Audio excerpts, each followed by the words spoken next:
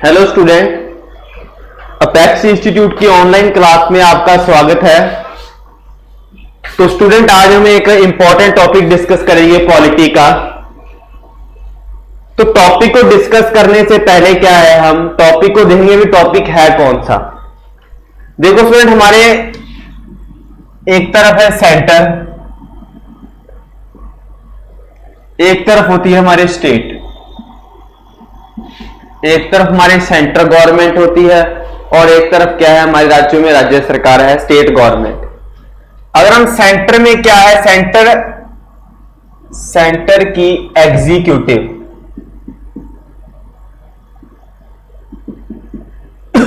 यहां पे क्या है, स्टेट एग्जीक्यूटिव।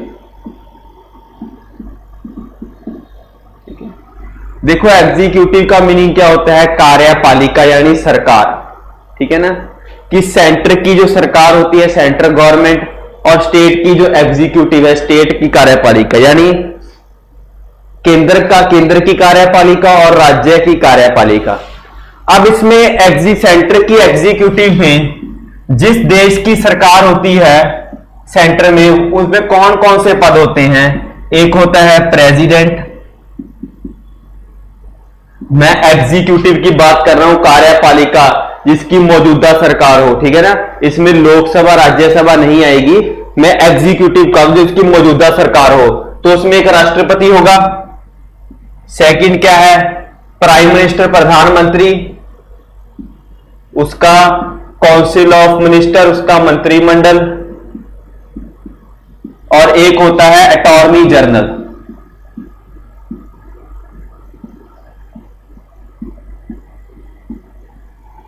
यही चार पार्ट्स होते हैं। राष्ट्रपति भारत का प्रधानमंत्री, उसका मंत्रिमंडल और अटॉर्नी जनरल, ये सेंटर की एग्जीक्यूटिव के मेन पार्ट हैं। सेंटर की एग्जीक्यूटिव में कौन होता है, राष्ट्रपति, प्रधानमंत्री, उसका मंत्रिमंडल, अटॉर्नी जनरल, इनकी सरकार होती है मौजूदा। सरकार में यही चार पार्ट होते हैं, चार हेड होते हैं, राष्ट्रपति, प्रधानमंत्री, उसका मंत्रिमंडल और अटॉर्नी जनरल, जिसे हम कहते हैं महान्यायवादी। प्रेसिडेंट के लिए आर्टिकल क्या था, आर्टिकल 52 हमने पढ़ा है। अटॉर्नी जनरल के बारे में कौन से आर्टिकल में है, आर्टिकल नंबर 76। तो हमें इन टॉपिक्स को डिटेल में डिस्कस कर लिया था लास्ट लेक्चर्स में। ऐसी सेम अब क्या है, स्टेट की एग्जीक्यूटिव के भी चार पार्ट होते हैं। स्टेट की एग्जीक्यूटिव के भी कितने पार्ट्स हैं स्टूडेंट, चार पार्ट्स हैं स्टेट की एग्जीक्यूटिव के। जैसे सेंटर में राष्ट्रपति का रोल है, वैसे ही जो अलग अलग स्टेट्स हैं हमारे भारत में, जितनी भी 28 स्टेट्स हैं, 29 स्टेट, जितने भी राज्य हैं, जैसे पंजाब, हरियाणा, हिमाचल, यूपी, जितने भी स्टेट्स हैं, उसमें प्रेसिडेंट की जगह पर कौन काम कर रहा है, गवर्नर। तो ये तो आ गया गवर्नर। जैसे सेंटर में राष्ट्रपति रोल प्ले कर रहा है देश के शासन को चलाने के लिए, वैसे स्टेट में सेम टू सेम रोल कौन प्ले कर रहा है, गवर्नर। जैसे सेंटर में जैसे सबसे ऊंची पोस्ट राष्ट्रपति की होती है, वैसे स्टेट में सबसे हाईएस्ट पोस्ट किसकी है, गवर्नर। जैसे हमारे सेंटर में प्रधानमंत्री है यानी प्राइम मिनिस्टर, स्टेट में क्या होते हैं, सीएम यानी चीफ मिनिस्टर, मुख्यमंत्री। जैसे सेंटर में प्रधानमंत्री का रोल है, वैसे स्टेट में किसका रोल होता है, राज्य के मुख्यमंत्री का। उसके बाद है काउंसिल ऑफ मिनिस्टर, मंत्रिमंडल, यहां पर भी क्या होगा, council of minister, council of minister, ठीक है। इसमें क्या होगा, यहां पर भी काउंसिल ऑफ मिनिस्टर, बात समझ आई। आगे जैसे सेंटर में अटॉर्नी जनरल का रोल है, हमने अटॉर्नी जनरल टॉपिक को डिस्कस कर लिया था। अटॉर्नी जनरल कौन होता है, इसका क्या क्या काम होते हैं सेंट्रल गवर्नमेंट में, तो हमने सभी में पढ़ा था। जैसे सेंटर में अटॉर्नी जनरल की पोस्ट है, स्टेट में क्या होते हैं, एडवोकेट जनरल।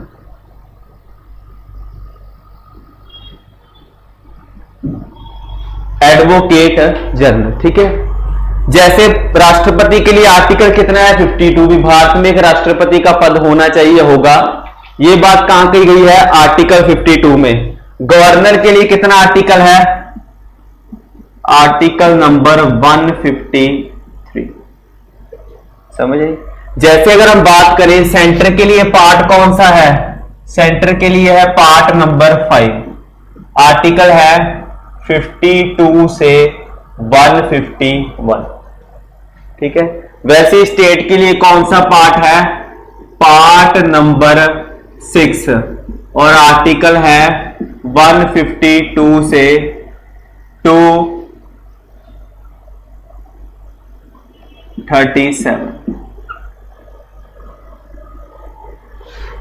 पार्ट 6 किसके बारे में है? पार्ट 5 है सेंट्रल गवर्नमेंट में जितनी भी चीजें आएंगी।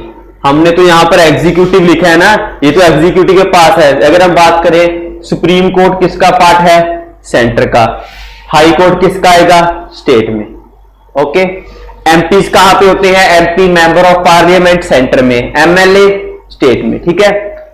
जैसे अटॉर्नी जनरल का आर्टिकल था 76, same to same advocate general के लिए कितना आर्टिकल है? आर्टिकल 160। आर्टिकल 165 में एडवोकेट जनरल के बारे में बात की गई है। जैसे सेंटर में और अटॉर्नी जनरल का है, सेम टू सेम स्टेट में किसका रोल होता है? एडवोकेट जनरल का। तो ये था सेंटर की एग्जीक्यूटिव के बारे में और स्टेट की एग्जीक्यूटिव के बारे में हमने यहां पर डिफाइन कर लिया। अभी सेंटर में ये 4 लोग होते हैं, राष्ट्रपति, प्रधानमंत्री, मंत्रिमंडल और अटॉर्नी जनरल। और राज्य में कौन होते हैं? राज्यपाल, मुख्यमंत्री, मंत्रिमंडल और एडवोकेट जनरल। तो ये हमने बात को डिस्कस कर लिया दोनों को।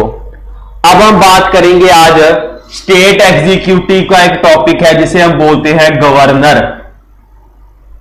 हमने भारत के राष्ट्रपति के बारे में तो पढ़ लिया था, प्रेसिडेंट के टॉपिक को। अब हम पढ़ेंगे ऐसे सेंटर में प्रेसिडेंट कैसे कैसे काम करता है, उसके पास क्या क्या पावर्स हैं, कौन कौन सी क्वालिफिकेशन होती हैं। आज उसी सारा हम आज पढ़ेंगे गवर्नर के बारे में। तो आप टॉपिक डालिए ऊपर गवर्नर, राज्यपाल। ठीक है।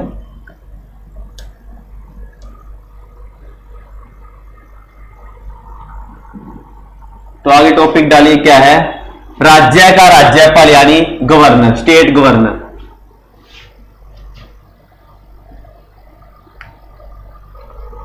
क्या है टॉपिक हमारा आज? गवर्नर ऑफ स्टेट यानी राज्य का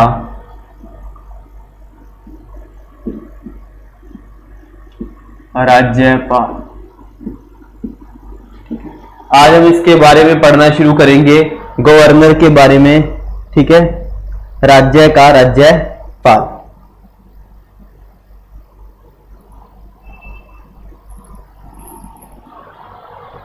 तो देखो क्या है हमारा टॉपिक और हम इसको पढ़ना शुरू करेंगे। क्या है इसके बारे में आज समझेंगे क्या है। देखो सबसे पहले क्या क्वेश्चन है? पहला आपसे क्वेश्चन पूछता है राज्य की जो कार्यपालिका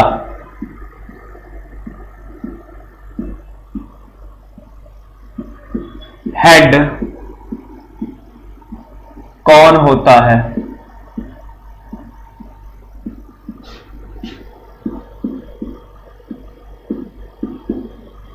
आपसे क्वेश्चन पूछे राज्य की कार्यपालिका का हेड कौन होगा। अगर हम बात करें इंग्लिश में लिखे who is the head of state executive.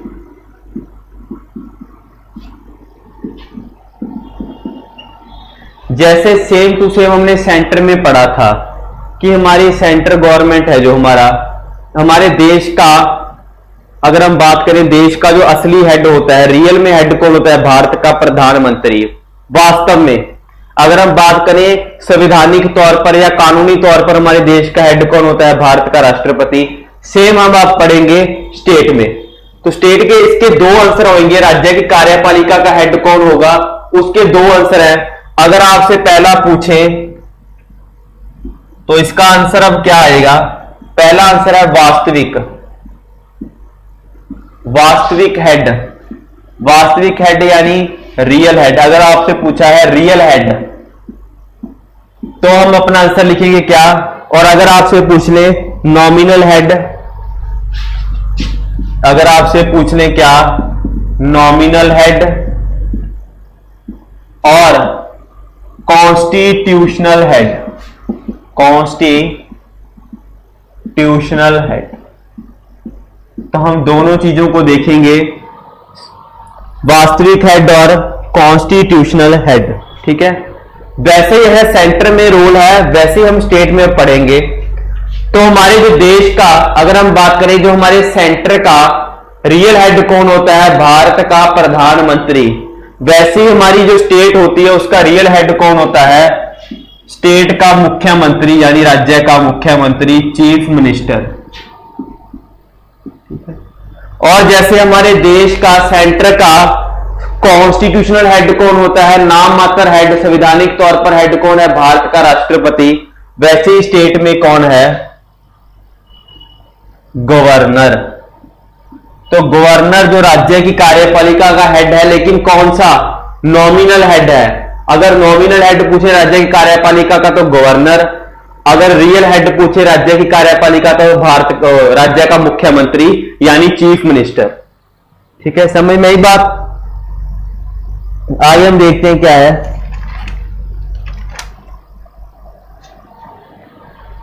तो हमारा टॉपिक है, हमने गवर्नर के बारे में डिस्कस करेंगे आज, राज्य के राज्यपाल के बारे में। तो सबसे पहले इसको डिस्कस करने से पहले क्वेश्चन पूछा जाता है कि राज्य की कार्यपालिका का हेड कौन होगा?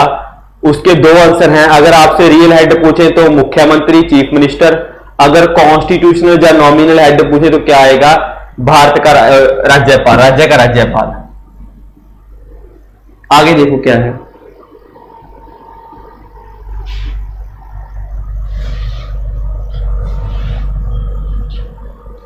तो आगे हम एक एक करके टॉपिक को डिस्कस करेंगे। गवर्नर के बारे में देखेंगे भी, गवर्नर क्या है, इसके पास इसकी शपथ कौन दिलाता है, इसकी क्या क्वालिफिकेशन है, इसको कौन अपॉइंट करता है, सभी चीजों को देखेंगे।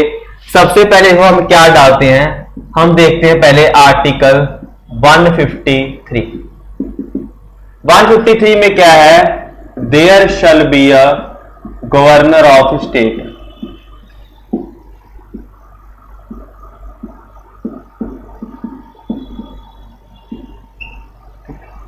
भी क्या है, भारत में क्या है, एक गवर्नर का पद होगा।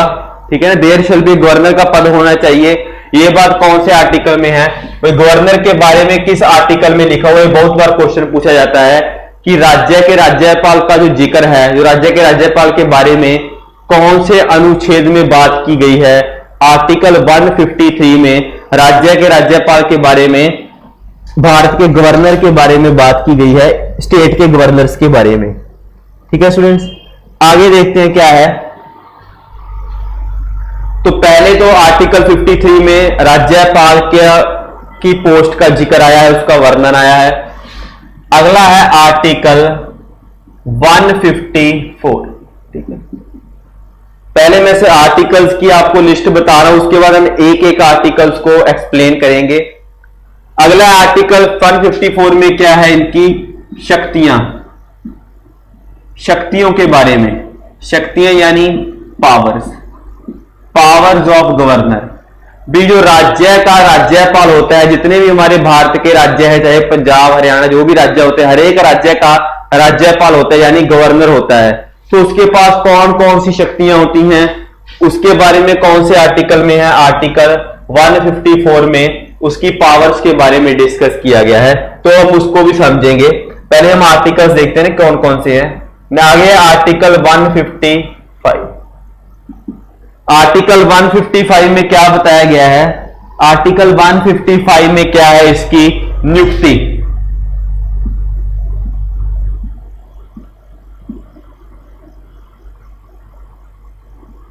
नियुक्ति यानी अपॉइंटमेंट।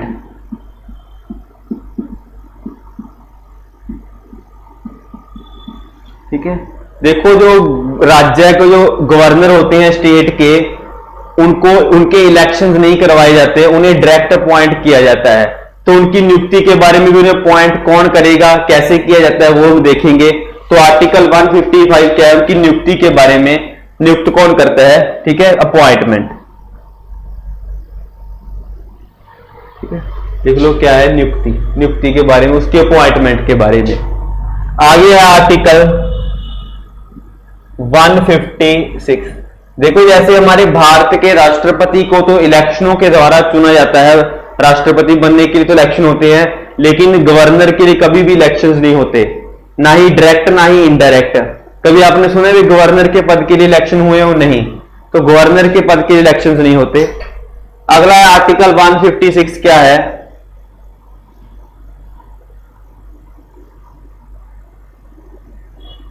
आर्टिकल 156 में क्या किया गया है, राज्य के राज्यपाल के कार्यकाल के बारे में बात की गई है। भी जो राज्य का राज्यपाल उसका कार्यकाल कितना होगा, टाइम पीरियड, कार्यकाल यानी उसके टाइम पीरियड कितना होगा, कि राज्य का राज्यपाल कितनी टाइम तक गवर्नर रह सकता है, उसके बारे में हम डिस्कस करेंगे, उसके कार्यकाल के बारे में बात करेंगे हम आर्टिकल 156 में। ठीक है स्टूडेंट्स, आगे देखो क्या है, आगे है आर्टिकल 157। आर्टिकल 157 क्या बताता है, आर्टिकल 157 में है इसकी योग्यता। भी किसी राज्य का राज्यपाल बनने के लिए किसी नागरिक में, कोई भी नागरिक ने अगर राज्य का राज्यपाल बनना है तो उसमें क्या क्या योग्यताएं होनी चाहिए, उसकी क्वालिफिकेशन। ठीक है, तो उसके बारे में बात की गई है, क्वालिफिकेशन, इसको भी हम डिस्कस करेंगे, क्वालिफिकेशन। तो आर्टिकल 157 में क्या है, उसकी योग्यता। ठीक है, देखो जो आर्टिकल्स इंपॉर्टेंट है एग्जाम पॉइंट ऑफ व्यू से, हम वही को डिस्कस करेंगे। ठीक है, आगे है आर्टिकल, नेक्स्ट है आर्टिकल 159। 158 इतना इंपॉर्टेंट नहीं है वैसे। अगला है आर्टिकल 159। 159 में किसके बारे में है, इसकी शपथ के बारे में। ठीक है, किसके बारे में है, भी राज्य के राज्यपाल को शपथ कौन दिलाता है, सुगंध कौन चुलाता है, शपथ यानी ओथ। ठीक है, तो कई बार डायरेक्ट क्वेश्चंस पूछे जाते हैं कि राज्य के राज्यपाल को जो ओथ है उसका कौन सा आर्टिकल में बताया गया है, राज्य राज्यपाल की शपथ के बारे में। तो आर्टिकल 159 में क्या है, उनकी शपथ के बारे में बात की गई है।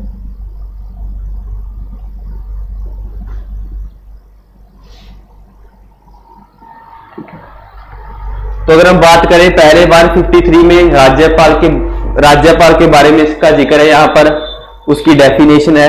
आर्टिकल 154 में उनकी पावर्स के बारे में, 155 अपॉइंटमेंट के बारे में, 156 उनके कार्यकाल के बारे में, 157 उनकी योग्यता के बारे में, 159 उनकी शपथ के बारे में। तो हम सभी टॉपिक्स को डिस्कस करेंगे एक एक करके। पहले हम सिर्फ आर्टिकल्स लिखने हैं भी कौन से आर्टिकल में क्या बात कही गई है राज्य के राज्यपाल के बारे में। आगे देखते हैं आर्टिकल कौन सा है, तो आप नोट डाउन करते चलिए साथ साथ।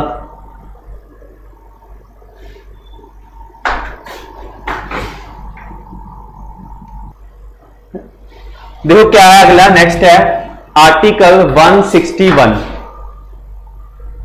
अब आर्टिकल 161 में क्या है, बहुत ही इंपॉर्टेंट आर्टिकल है, क्षमादान। लिखो पहले आप आर्टिकल 161 किसके बारे में बात की गई है, क्षमादान के बारे में। क्षमादान यानी पार्डन पावर, पार्डन के बारे में। जैसे हमने पढ़ा था भारत के राष्ट्रपति के पास भी क्या होती है, कुछ पार्डन पावर्स होती हैं। उसके लिए आर्टिकल था 72। उसको राज्य जो भारत का राष्ट्रपति होता है उसको क्या है, किसी भी पर्सन को जिसने क्राइम किया है उसको माफ करने की शक्ति होती है। ऐसी क्या है, गवर्नर के पास भी कौन सी पावर है किसी भी पर्सन को क्षमा करने की पावर है, जैसे किसी ने भी क्राइम किया है। ठीक है, पढ़ेंगे इसको भी डिटेल में। आर्टिकल आ गया है 163, आगे लिखिए आर्टिकल 163।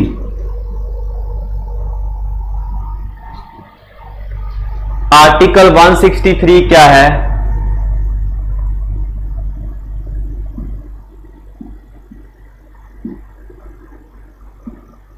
अध्यादेश यानी ऑर्डिनेंस, ऑर्डिनेंस यानी फरमान जारी करना, अध्यादेश। हमने जब पढ़ा था राष्ट्रपति का लेक्चर, तो अगर आपने फिर भी गवर्नर के लेक्चर को समझना है अच्छी तरह से, तो आपको पहले राष्ट्रपति के लेक्चर को समझना पड़ेगा। इसके लिए आप हमारे प्लेलिस्ट में जाइए और वहां पर राष्ट्रपति के लेक्चर को देखिए, टॉपिक को देखिए। तो आर्टिकल 163 में क्या है, इसके ऑर्डिनेंस के बारे में बात की गई है। क्या होता है कि क्या है, जब पार्लियामेंट, यानी देखो जैसे क्या है, सेंटर में जब लोकसभा और राज्यसभा होती है, वैसे स्टेट में क्या है, विधानसभा और विधान परिषद। अब जब लोकसभा और राज्यसभा सेशन में नहीं होती, सारा साल तो लोकसभा राज्यसभा के सेशन नहीं चलते कानून बनाने के लिए, लेकिन जब लोकसभा राज्यसभा की छुट्टी होती है, हॉलीडे, तो मान लो उस वक्त हमें कोई कानून बनाने की जरूरत पड़ गई, तो उस टाइम कानून कौन बनाता है? भारत का राष्ट्रपति। उसके द्वारा एक ऑर्डिनेंस जारी किया जाता है कि जब तक सेशन नहीं बैठता तब तक इसी कानून को लागू किया जाएगा। वैसी स्टेट में क्या है, गवर्नर जब कोई बैठक नहीं हो रही विधानसभा की, तो उस टाइम अगर लो विधानसभा सेशन में नहीं है, तो मान लो इमरजेंसी में लॉ बनाने की जरूरत पड़ गई, तो कौन बनाएगा? राज्य का राज्यपाल क्या जारी करेगा? एक फरमान जारी कर देगा, वो डायरेक्टली लागू हो जाएगा। आगे बहुत अच्छा आर्टिकल है, आर्टिकल 333। आगे देखो क्या है, एक आर्टिकल है 333। देखो क्या है, देखो अब मैं आपको पहले बात करता हूं क्या चीज है आर्टिकल 333 के बारे में।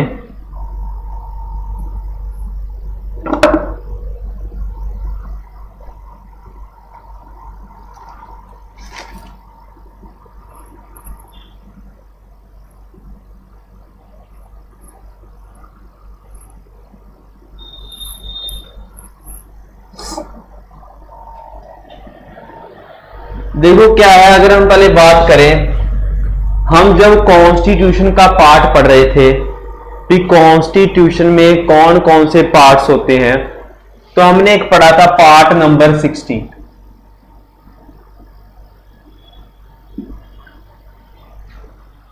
हमने पढ़ा था एक पार्ट नंबर 16 देखा था। पार्ट नंबर 16 था, उसमें आर्टिकल कितने थे? आर्टिकल 330 से 342।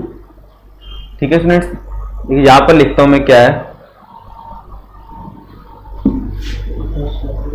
देखो जब हम कॉन्स्टिट्यूशन के पार्ट्स डिस्कस कर रहे थे ना, जो पार्ट्स, तो उसमें देखो पार्ट हमने देखा था, पार्ट नंबर 16 था एक। पार्ट नंबर 16 में क्या था? आर्टिकल थे कहां से? 330 से 342। ठीक है, कहां तक थे? 342, 342।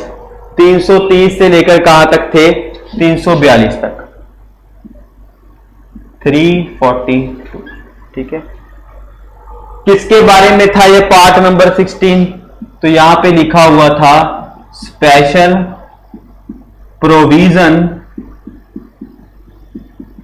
Special provision for certain classes.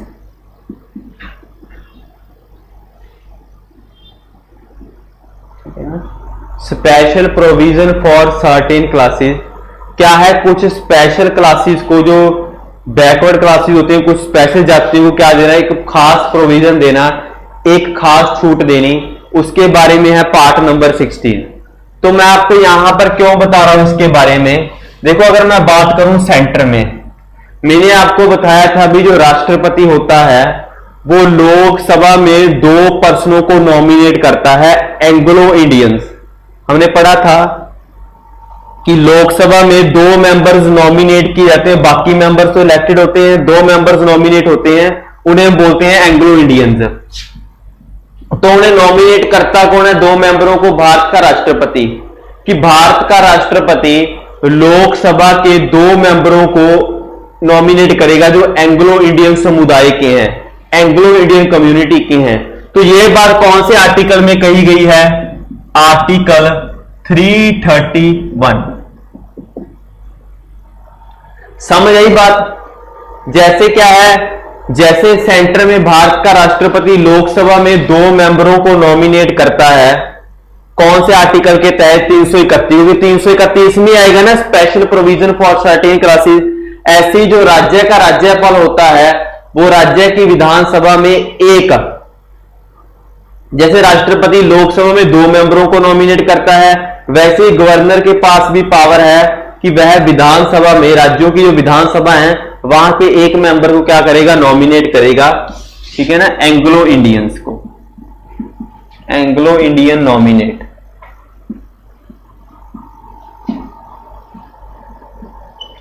तो यह बात कहां पे कही गई है? आर्टिकल 333 में। ठीक है ना, तो आर्टिकल 331 जो राष्ट्रपति है 2 एंग्लो इंडियंस को नॉमिनेट करेगा आर्टिकल 331 के तहत, और जो राज्य का राज्यपाल है वो 333 के तहत विधानसभा में एक मेंबर को, एंग्लो नॉमिनेट ओनली 1 मेंबर, सिर्फ एक मेंबर ही नॉमिनेट करेगा। लोकसभा में 2 मेंबर नॉमिनेट होते हैं और राज्यसभा, विधानसभा में, राज्यों की विधानसभा में एक मेंबर नॉमिनेट होता है। तो लोकसभा में राष्ट्रपति नॉमिनेट करता है, वैसे ही राज्यों की विधानसभा में कौन नॉमिनेट करता है? राज्य का राज्यपाल यानी गवर्नर ऑफ स्टेट। तो इसके बारे में तो समझ आई बात? तो हमने लिस्ट देख ली भी कौन कौन से आर्टिकल में क्या क्या लिखा हुआ है राज्य के राज्यपाल के बारे में। तो अब हम एक एक करके आर्टिकल्स को डिस्कस करते हैं। ठीक है स्टूडेंट्स, तो देखो क्या है।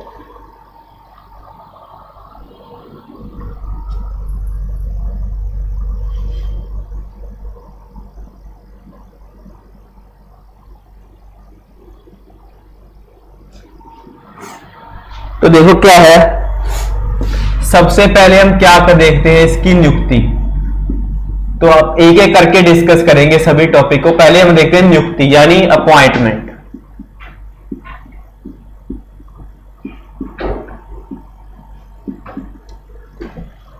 तो नियुक्ति के बारे में कौन से आर्टिकल में है? आर्टिकल 155।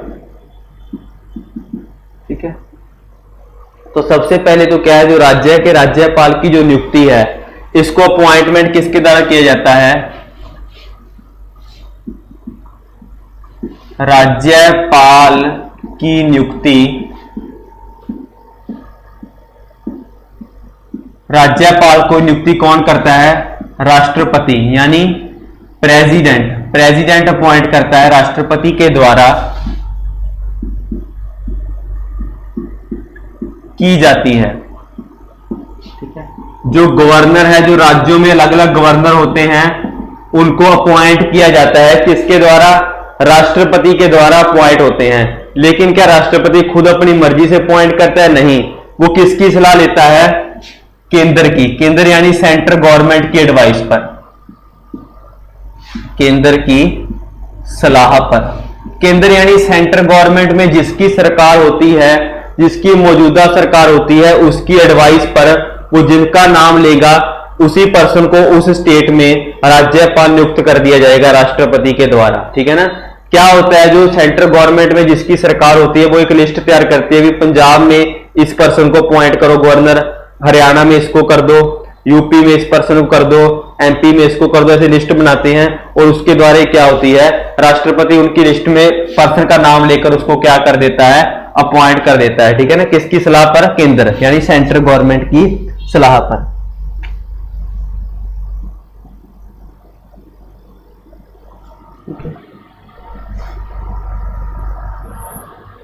तो ये था इनकी नियुक्ति के बारे में। तो हमें पढ़ लिया पहला पॉइंट नियुक्ति।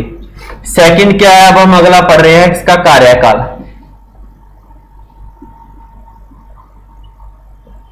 कार्यकाल यानी टाइम पीरियड कितना है। तो कार्यकाल के लिए आर्टिकल कितना था? आर्टिकल 156। तो हम अब देखते हैं कार्यकाल, एक एक करके हम डिस्कस करेंगे। क्या है कार्यकाल? तो सबसे पहले अगर हम बात करें जो राज्य के राज्यपाल का जो कार्यकाल होता है, नॉर्मल वैसे जनरल तौर पर कितने टाइम का होता है, साधारण है, साधारण इनका जो कार्यकाल होता है वो 5 वर्ष का होता है, 5 इयर्स का, 5 वर्ष का होता है।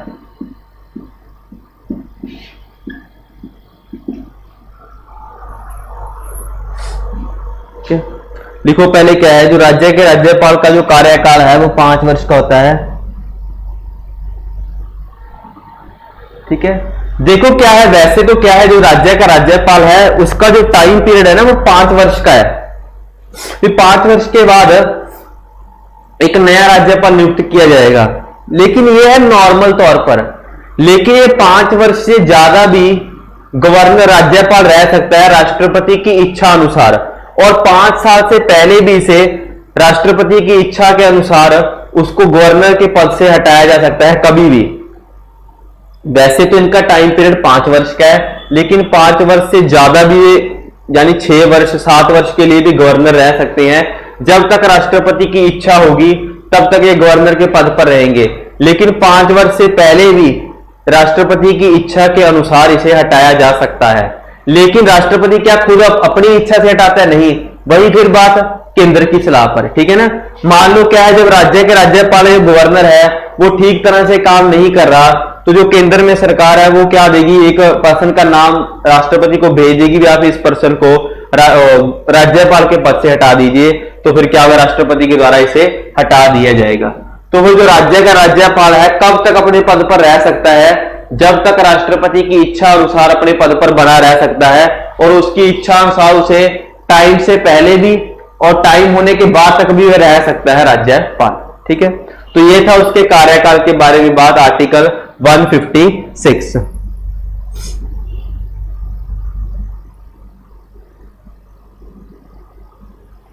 ठीक है, आगे देखते हैं क्या है। तो ये हमने 2 चीजों के बारे में पढ़ लिया, इसकी अपॉइंटमेंट और कार्यकाल के बारे में।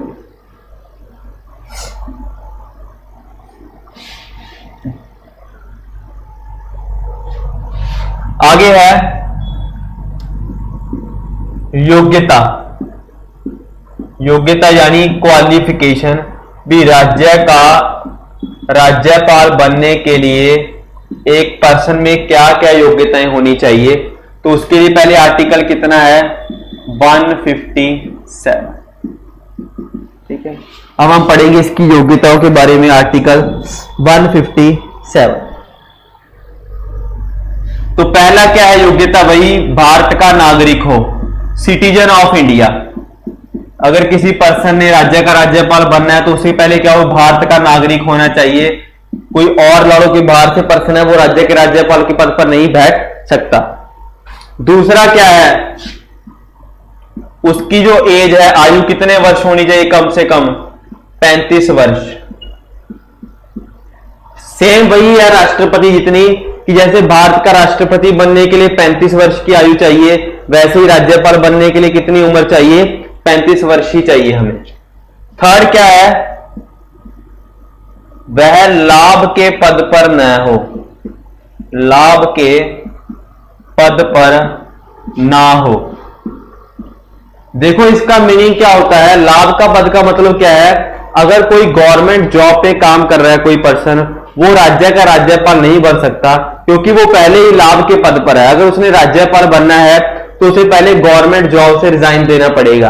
और अगर हम बात करें, मान लो कोई पर्सन क्या है, एमपी है, सेंटर में एमपी होते हैं। मान लो कोई पर्सन एमपी है, क्या वो राज्य का राज्यपाल बन सकता है? नहीं, तो उसे 2 जगह से लाभ होगा ना, तो लाभ का पद ना हो उसके पास। अगर उसने क्या है, पहले वो एमपी से इस्तीफा देगा तब। तो कोई भी पर्सन अगर राज्य का राज्यपाल बनना है, तो अगर वो किसी भी सरकारी कार्यालय में काम कर रहा है, लाभ के पद पर है, तो उसे पहले वहां से रिजाइन देना पड़ेगा और फिर वो जाकर राज्य का राज्यपाल बनने के लायक होगा। चौथा क्या है, जो राज्य का राज्यपाल है वो संसद यानी पार्लियामेंट और विधानमंडल यानी लेजिस्लेचर। देखो स्टूडेंट, मेरी बात को ध्यान से समझो। जैसे हमारे संसद है, देखो क्या है, पहले संसद और विधानमंडल को समझो कि वो संसद और विधानमंडल का सदस्य ना हो, सदस्य यानी मेंबर ना हो, सदस्य ना हो। मेरी बात को ध्यान से समझो, क्या है कि वो जो पर्सन राज्य का राज्यपाल बन रहा है वो संसद या विधानमंडल का मेंबर ना हो, ठीक है ना। अब देखो क्या है संसद, क्या देखो क्या है हमारे सेंटर में, क्या है संसद यानी पार्लियामेंट, पार्लियामेंट को ही हम संसद बोलते हैं। और हमारे राज्यों में क्या होती है लेजिस्लेचर, जिसे हम बोलते हैं विधानमंडल। देखो अगर हम बात करें संसद की, संसद क्या है, संसद के 3 अंग होते हैं, 3 अंगों से मिलकर संसद बनती है। पहली क्या है लोकसभा, दूसरा है राज्यसभा और तीसरा होता है राष्ट्रपति। बात समझ आई।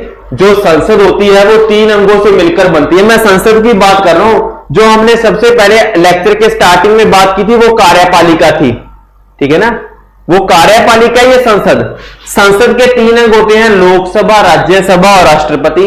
वैसे ही विधानमंडल में भी 3 अंग है, जहां जहां जैसे देखो क्या है, जैसे हमारे केंद्र में सेंटर में क्या है संसद है, वैसे ही राज्यों में क्या है विधानमंडल।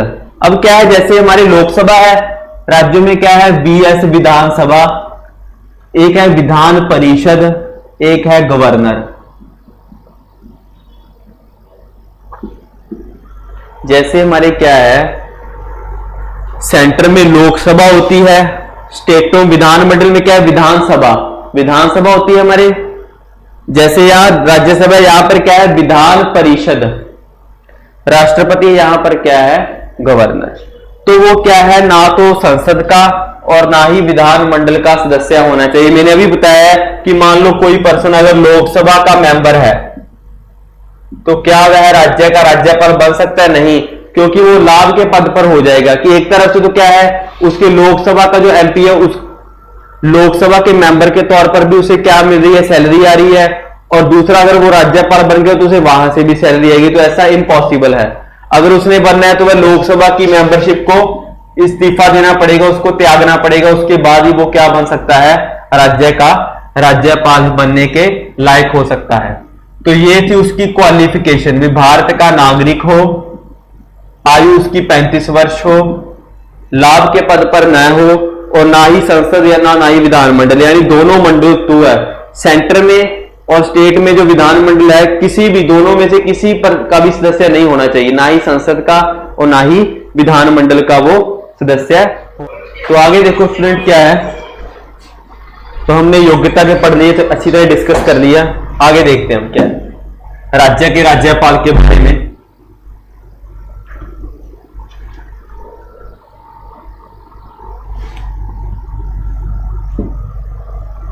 तो देखो आगे क्या है, आगे हम पढ़ना है राज्यपाल की शपथ के बारे में। अगला क्या है शपथ यानी ओथ, कि जो राज्य का राज्यपाल है उसको शपथ किसके द्वारा दिलाई जाती है। इस क्वेश्चन में बड़ा कंफ्यूज आता है स्टूडेंट, ज्यादातर ऑप्शन में टिक लगाते हैं भारत का राष्ट्रपति, जो कि आंसर क्या है गलत। देखो जो राज्य का राज्यपाल को नियुक्त तो भारत का राष्ट्रपति ही करता है, इसमें कोई संदेह नहीं, लेकिन जो उसको शपथ है वो कौन दिलाता है उसके बारे में देखेंगे। तो पहले तो शपथ के बारे में आर्टिकल कितना था, आर्टिकल 159।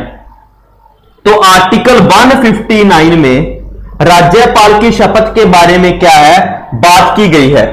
तो क्या है, क्या लिखेंगे हम, राज्यपाल को शपथ, राज्यपाल को शपथ यानी सौगंध ओथ हाई कोर्ट के चीफ जस्टिस द्वारा दिलाई जाती है।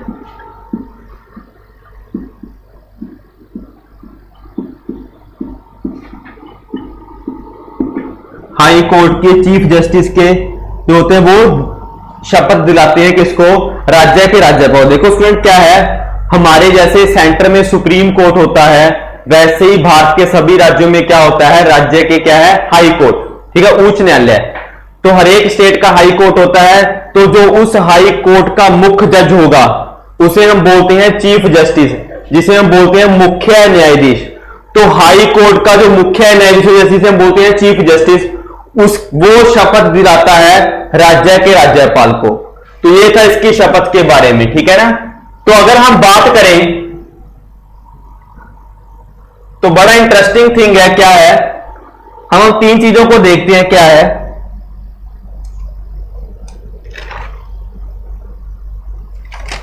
ठीक है,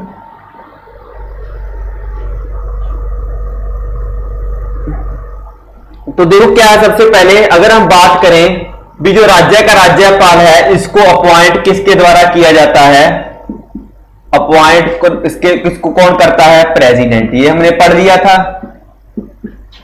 ओथ कौन दिलाता है, हमने अभी पढ़ा, हाई कोर्ट का चीफ जस्टिस ऑफ इंडिया, जो high chief justice of India जिस हाई कोर्ट का है।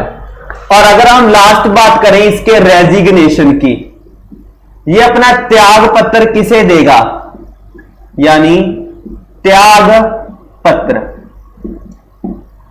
जो राज्य का राज्यपाल, यानी अगर वो इस्तीफा देना चाहता है अपने कार्यकाल के दौरान, तो वो किसको देगा, तो वो किसको देगा, भारत के राष्ट्रपति को, यानी प्रेसिडेंट को।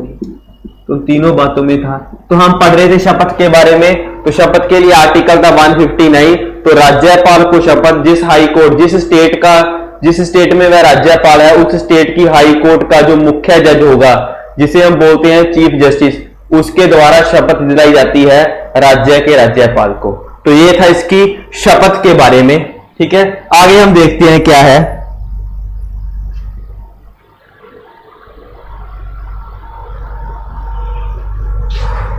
तो ठीक है, ये था शपथ के बारे में। आगे देखते हैं क्या चीज है।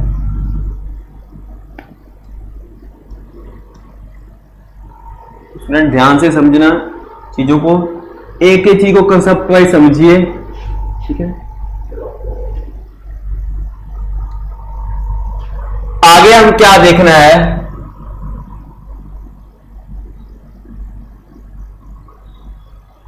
आगे है क्षमादान। क्षमादान यानी पार्डन, माफ करना। क्षमादान यानी माफ करना, यानी पार्डन। तो पहले तो राज्य के राज्यपाल क्या है, किसी भी केस में मान लो कोई अगर कोई कल्प्रिट है जो दोषी है, जिसने कोई क्राइम किया है, उसकी सजा को कम करना, ठीक है, वो कौन कर सकता है, राज्यपाल। ये बात की गई है आर्टिकल 161। देखो स्टूडेंट क्या होता है, देखो स्टेट में हमारे हाई कोर्ट है और सेंटर में सुप्रीम कोर्ट है, ठीक है। अगर हम बात करें, देखो क्या होता है, एक मेरी बात को समझना ध्यान से। देखो मैं एक बात समझाता हूं आपको, जैसे सेंटर में राष्ट्रपति है वैसे ही राज्य में क्या है, राज्यपाल, ठीक है। मेरी बात को ध्यान के समझना। मान लो क्या है, मान लो क्या है, कोई 10 साल की सजा हुई है किसी आदमी को, मान लो 10 साल से उसको 5 साल करनी है, सजा घटानी है, तो वो भारत का राष्ट्रपति क्या है, उस सजा को घटा सकता है, उसके सिग्नेचर होते हैं वहां पे। सेम प्रोसेस कहां पे होगा, स्टेट में। मान लो किसी स्टेट में कोई दोषी है, उसकी सजा को कम करना है या उसकी सजा को बढ़ाना है या उसकी सजा में कोई बदलाव लाना है। मान लो क्या है, पहले उसे सजा मिली थी पत्थर तोड़ने की, अब क्या है, पत्थर तोड़ने की बजाय उसे क्या है, किचन में काम मिल गया। उसकी सजा का जो करैक्टर था वो हैवी फॉर्म से लाइटर फॉर्म में तब्दील कर दिया। तो क्या होगा, वो कौन कर सकता है, राज्यपाल। सभी जैसे राष्ट्रपति को पावर है माफ करने की, सेम टू सेम पावर किसके पास है, गवर्नर के पास है, जो राज्यों के राज्यपाल होते हैं। लेकिन इसमें एक एक्सेप्शन है, एक डिफरेंस है। अब वो क्या है, वो हमने एक्सेप्शन को समझना है। एक्सेप्शन यानी अपवाद है। एक्सेप्शन का मतलब होता है कि बाकी सभी चीजें तो सेम है, कि राज्यपाल का जो गवर्नर है वो सजा को कम कर सकता है, बढ़ा सकता है, सजा का कैरेक्टर चेंज कर सकता है। मान लो कोई सजा कोई और पत्थर तोड़ने की मिली थी, लेकिन अब क्या है, उसे रोटियां बनाने की सजा मिल गई, तो वो सजा में बदलाव भी कर सकता है, सब कुछ कर सकता है। लेकिन सिर्फ एक बात नहीं कर सकता राज्य का राज्यपाल। वो जो एक बात है वो भारत का राष्ट्रपति तो कर सकता है, लेकिन राज्य का राज्यपाल को उस एक मामले में कोई भी राइट नहीं है हमारे कॉन्स्टिट्यूशन में। क्या है वो? है फांसी की सजा यानी मृत्यु दंड। देखो, मृत्यु दंड देने का अधिकार सिर्फ भारत के राष्ट्रपति के पास होता है और किसी के पास नहीं। राज्य के राज्यपाल क्या है, किसी भी पर्सन की सजा को कम कर सकता है, बढ़ा सकता है, उसकी सजा में बदलाव ला सकता है, सब कुछ कर सकता है जो भारत का राष्ट्रपति करता है, लेकिन वो उसको फांसी की सजा नहीं दे सकता राज्य का राज्यपाल। फांसी की जो सजा यानी मृत्यु दंड देने की सजा, मौत की सजा सिर्फ राष्ट्रपति के हाथ में होती है और किसी के हाथ में नहीं होती। तो क्या एक्सेप्शन आ गई? ये मृत्यु दंड नहीं दे सकता किसी पर्सन को, मृत्यु दंड नहीं दे सकता किसी आदमी को, किसी पर्सन को, ठीक है। क्योंकि मृत्यु दंड जो देने का, मृत्यु दंड यानी फांसी, ठीक है ना, यानी हैंगिंग, ठीक है ना। तो क्या होता है देखो, उसमें जब किसी पर्सन को मान लो हमने फांसी देनी है तो क्या है, उसके लिए क्या है, राष्ट्रपति के परमिशन चाहिए। तो राज्य का जो राज्यपाल है वो फांसी की सजा नहीं दे सकता। जो मृत्यु दंड की सजा है वो सिर्फ भारत का राष्ट्रपति ही दे सकता है। लेकिन जो बाकी सजा होती है, सजा को कम करना, बढ़ाना, सजा में बदलाव लाना, वो कर सकते हैं। वो जैसे भारत का राष्ट्रपति सेंटर लेवल पर करता है वैसे ही राज्य का राज्यपाल भी कर सकता है। लेकिन वो इसमें सिर्फ एक डिफरेंस है कि फांसी की सजा राज्य का राज्यपाल राज्य में रहकर किसी आदमी को नहीं दे सकता। फांसी की सजा देने का अधिकार सिर्फ भारत के राष्ट्रपति को होता है। तो ये इसमें एक एक्सेप्शन आ गया। एक्सेप्शन यानी अपवाद। बाकी सभी इस फांसी की सजा को छोड़कर बाकी और जितनी भी सजा होती हैं उनमें राष्ट्रपति और राज्य के राज्यपाल को सेम पावर है, सजा कम करने की, बढ़ाने की, बदलाव करने की है। लेकिन मृत्यु दंड की सजा सिर्फ राष्ट्रपति ही दे सकता है, एग्जीक्यूशन यानी फांसी की सजा। तो यह था उसके क्षमादान के बारे में आर्टिकल 161 में। आगे देखते हैं क्या है।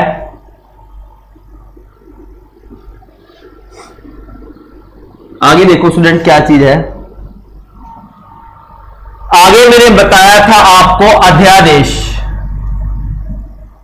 तो हम एक एक करके सभी टॉपिक को डिस्कस कर रहे हैं लेकिन सीरियल वाइज नहीं, ठीक है। थोड़ा आर्टिकल देखो, एक स्टूडेंट में मिस्टेक हो चुकी थी, आप करेक्ट कर लेना। जब मैं आपको पहले अध्यादेश पढ़ा, अध्यादेश के लिए मैंने आपको बताया था आर्टिकल 163, तो दिस इज रॉन्ग, ये गलत बता दिया था आपको। अध्यादेश यानी ऑर्डिनेंस, पहले तो ठीक है ना, ऑर्डिनेंस। पहले तो इसका लिए आर्टिकल लिखो, जो हमने पहले लिखा है 163 वो गलत है आर्टिकल। इसके लिए आर्टिकल 163 बल्कि कितना है 213, ठीक है स्टूडेंट्स। तो हमने गलत कर दिया था उसमें।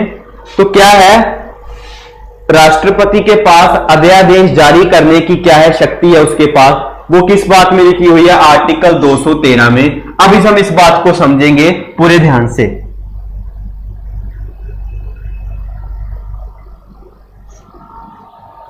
अब ध्यान से समझना क्या है, ये अध्यादेश क्या होता है, ऑर्डिनेंस क्या चीज है, ठीक है। अब इस चीज को ध्यान से मैं एक्सप्लेन करूंगा ब्रीफली तौर पर, ठीक है ना, बहुत ही इजी तरीके से समझेंगे हम क्या है। देखो क्या होता है, हमारे राज्यों में क्या है, विधानसभा, ठीक है। विधानसभा हमारे राज्यों में होती है, जैसे हरियाणा, यूपी, एमपी, अलग अलग राज्यों में विधानसभा होती है। और उस विधानसभा का जो मुखिया होता है, विधानसभा में क्या होती है, अलग अलग सीट्स होती हैं। और जिसे क्या है, विधानसभा में जिस क्या होता है, देखो क्या, सबसे पहले हमारे राज्यों में क्या होती है, विधानसभा, ठीक है। विधानसभा जिसे हम इंग्लिश में बोलते हैं स्टेट लेजिस्लेटिव असेंबली। जैसे सेंटर में लोकसभा है वैसे ही भारत के अलग अलग राज्यों में क्या है, विधानसभा, जिसे हम बोलते हैं स्टेट लेजिस्लेटिव असेंबली, ठीक है। अलग अलग राज्यों में अलग अलग सीटें होती हैं विधानसभा की, ठीक है ना। अगर मैं देखो आपको दो स्टेटें मानकर चुने, एक है पंजाब और एक है यूपी। पंजाब में कितनी सीटें हैं विधानसभा की, 117, और यूपी में है 403, शायद इतनी है। क्योंकि जो राज्यों में विधानसभा की सीट्स होती हैं वो जनसंख्या के अकॉर्डिंग होती हैं। जिस राज्य की पॉपुलेशन ज्यादा होगी वहां पे विधानसभा की सीट्स ज्यादा होती हैं, ठीक है ना। ये बात आपको समझ में आई। तो यूपी में जनसंख्या ज्यादा है इसलिए यूपी में विधानसभा की सीटें ज्यादा हैं। पंजाब में कम है यूपी के मुकाबले, तो पंजाब में विधानसभा की सीट्स क्या है, कम है। तो अब क्या है, मान लो 117 सीट्स हैं, तो क्या होता है 117 सीटों पर इलेक्शन किए जाते हैं हर 5 साल के बाद, हमारे मुख्यमंत्री के चुनाव होते हैं। अब 117 में से कितनी सीटें चाहिए किसी पार्टी को सरकार बनाने के लिए? मान लो पंजाब में क्या है, बीजेपी प्लस अकाली दल, गठजोड़ है अकाली दल, एक हम मानते हैं कांग्रेस और एक है आम आदमी पार्टी। ये 3 पार्टी होती है, एक बीजेपी अकाली दल का गठबंधन है, एक कांग्रेस है और एक आम आदमी पार्टी है। अब 117 में से कितनी सीटें चाहिए होगी? अब 117 का क्या है, 50% प्लस 1 यानी 59, ठीक है ना। क्योंकि अगर हम बात करें 116 सीटों का हाफ ऑफ कितना हुआ, 58। देखो क्या है 58 और 58, तो ये तो होगी 116 बराबर हो जाएंगी, और 117 है तो एक मतलब 59। भी विधानसभा में किसकी सरकार बनेगी जिसे कम से कम 59 सीट्स हासिल होंगी? तो हमने बात कर ली, बीजेपी के पास आ गई 62, इनके पास आ गई 40, पीछे कितनी रह गई 15, ये आ गया, तो टोटल 117 हो गई। तो अब पंजाब में विधानसभा में किसकी गवर्नमेंट बन गई, बीजेपी प्लस अकाली दल की बन गई। तो क्या है, अब इनकी सरकार बन गई बीजेपी, ठीक है। अब क्या है भी पंजाब में क्या है 62 एमएलए, पंजाब में क्या है 62 एमएलए हैं, किसके, बीजेपी के, 40 एमएलए हैं कांग्रेस के और 15 एमएलए हैं आम आदमी पार्टी के। देखो सेंटर में एमपी होते हैं मेंबर ऑफ पार्लियामेंट, एमएलए यानी member of legislative assembly, member of legislative assembly. अब विधानसभा में किसकी सरकार बन गई, बीजेपी की, ठीक है। अब क्या होता है, जैसे मैंने बात लोकसभा में हमारे क्या होते हैं, सेशन होते हैं साल में 3 बार, ठीक है ना, 3 सेशन होते हैं। क्या होता है हमारे 3-3 महीनों के सेशन, पूरा साल में क्या होते हैं 3 सेशन होते हैं, 3-3 महीनों के 9 महीने होगी, पूरे साल में 3 महीने ऐसे होते हैं जिसमें कोई भी बैठक नहीं होती विधानसभा की। इसमें क्या है, अब राज्यों में कानून कैसे बनते हैं, विधानसभा में मेंबर बैठते हैं, वो आकर कानून बनाते हैं, उसके बाद कानून को पास किया जाता है, पास होने के बाद जब राज्यपाल के साइन हो जाते हैं तो वो कानून उस राज्य में लागू हो जाता है, यही बात है।